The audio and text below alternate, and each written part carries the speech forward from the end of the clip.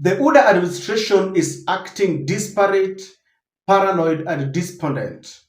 They have lost focus, and in the process, they are directly falling into Rigathie's trap. Instead of concentrating on what they promised Kenyans, William Ruto's administration is now focusing on how to silence the opposition. But in the process, the UD administration is exposed. In fact, people are now asking, is William Ruto legally in office? The reason why this question is coming up is because in a bid to frustrate the members of the opposition that are aligned to Rigathi Gachagua, William Ruto is taking certain actions that end up leaving questions more than answers. Just today, Kajiado West Member of Parliament George Sunkuya was arrested under the allegations that he forged his certificates. Now, this has really exposed William Ruto so much, and the Ethics and Anti-Corruption Commission, is a body that, when you ask many Kenyans, needs not to be there because it is taking taxpayers' money for nothing. It is recorded that the lawmaker was arrested. He was picked from his Nairobi home, and they are saying that he forged his certificate. The biggest question that comes in mind is this, because the information that we have is this member of parliament was first elected as a leader in 2013. He was a councillor. Then in 2017, he was elected as a member of parliament. He was re-elected in 2022 under the UDA ticket. William Ruto is the party leader of the UDA. And in 2013, 2017, and 2022, this member of parliament was cleared by the Independent Electoral Boundaries Commission. He was cleared by the IEBC, not once, not twice, but thrice. And even in the third one, he was vetted and cleared by the UDA party. So after serving for about 2.5 years, now William Ruto and the EACC and the UDA government has just realized, they have just fallen from heaven, and they have realized that this member of parliament is working with a forged certificate. This is not the first time that we've had allegations of leaders working with fake certificates. In fact, this year in 2025, the Ethics and Anti-Corruption Commission conference that was held in Nairobi really cried foul that majority of Kenyans in the corporate sector, in government offices, are really working with fake certificates.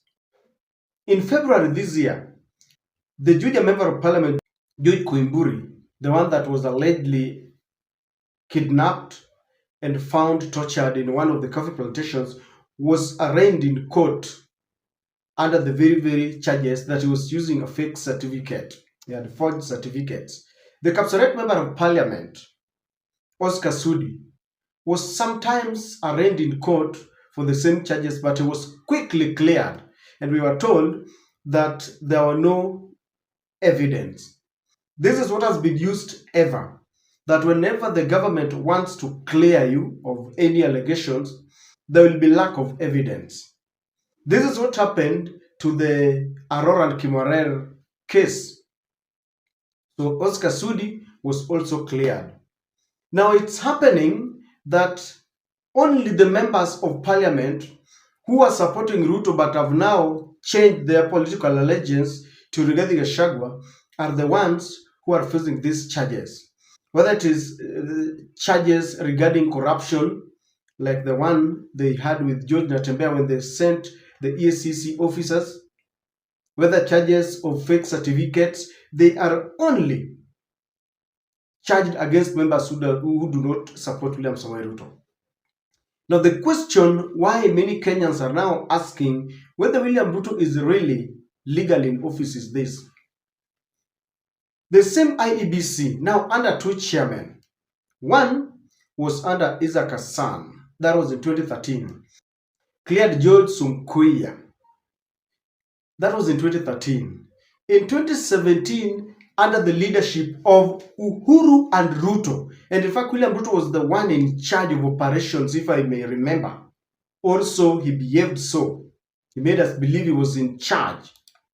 They vetted this leader, they looked at his credentials, and they gave him a clean bill of health. Then they presented him to the IEBC, that also cleared him. So in 2022, Uhuru had done his term, and now William Ruto was fully in charge.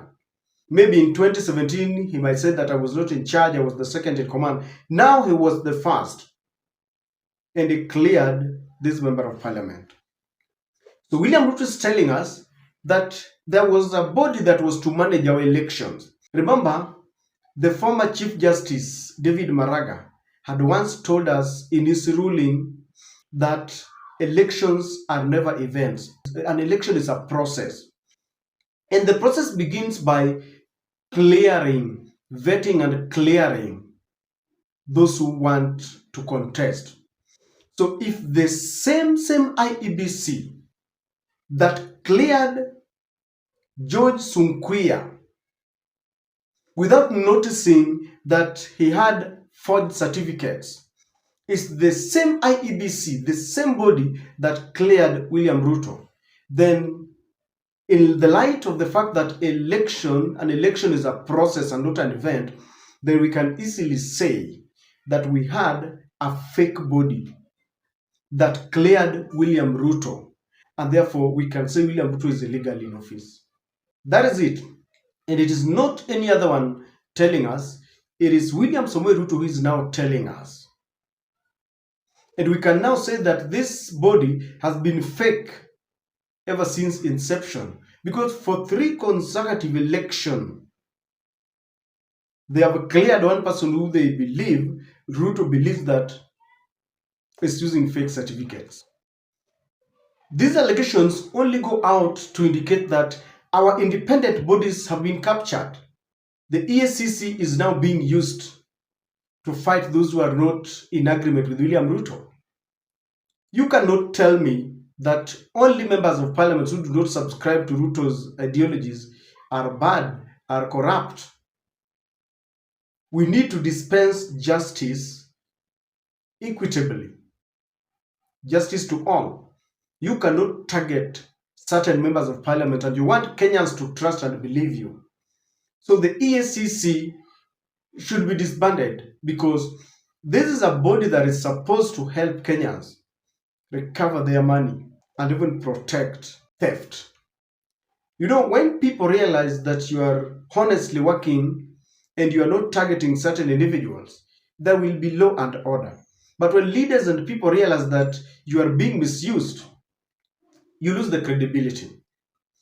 And I would still want to remind you that the judge who was presiding over the Aurora and Kimorer case, Judge Nyoto, explained that the only reason why she dropped the charges was because there was insufficient evidence. Some witnesses who were supposed to come and confess in that case did not come. The office of the Director of Public Prosecution did not do enough work. And so there was insufficient evidence, just like in the case of Oscar Sudi. So the DCI is being used by the state. You saw how they were charged against Rigathi Gachagua. They are also being accused as the ones who are in charge of abductions. The EACC Ethics and Anti-Corruption Commission is not left behind. The Director of Public Prosecution not left behind. The NIS, Rigathi has always cried for, not left behind. So these institutions, which are supposed to be independent, are never independent. They are ordered. They dance to the executive's tune. And that is very bad. We can never grow as a nation if we use independent institutions that are paid and maintained by taxpayers' money to settle political scores. It can never be. And I remember William Ruto used to cry for during the last term of Uhuru that the criminal justice system was being used against the people who are allied to him. Now you come to think of education. Can the UD administration be proud that they are promoting our education? We can look at the recent happenings. In their budget, the examination fee was abolished. It took the committees on education to point out that this was wrong. In fact, it was reported that Ruto had removed the subsidy that Uhuru had placed for exam, and there were fears that parents would get into their pockets. We know that a few years ago, when students went for their exams, the results that came were very worrying. Some students were awarded marks in disciplines that they never took. In other schools, a particular stream was awarded same marks. And later we were told that corruption had eaten into our education system so much that the government took away the contract for printing exam papers from a British company because they wanted kickbacks. And so they hurriedly gave it to an Indian firm. When we talk of India, we think of the Adanis. The university funding model is not working either. So this is not a government that can tell us that they care so much about our education. They are part of the problem, messing it up. So even if you want to hunt people and you want to say this person is using fake certificate, really, it doesn't make sense. If we were to apply the law equally, we would find many of their members who are allied to William Ruto committing the same crimes. And I'm not saying that we should allow members of parliament to use fake certificates. If you have a forged certificate, then you must be brought to book. However, let us not target individuals. Let us go for all of them equally. We want to see those who support William Ruto also being charged. The EACC should visit them. It reminds me of the recent utterances by those who are allied to William Ruto, Cherargei and Sudi, who are saying Ruto can never lose an election when they are there. Watajaza ballot boxes. But when Rigathi came out and said that, if elections are rigged, then this country will get to war. It was a cautionary statement. Then they are now summoning him. That is why our country will forever remain stagnant, because our leaders play politics in everything, including the very sensitive areas, with security, with health, with education. Let William Ruto persuade Kenyans that is a neutral president and is the father of the nation, as that office demands.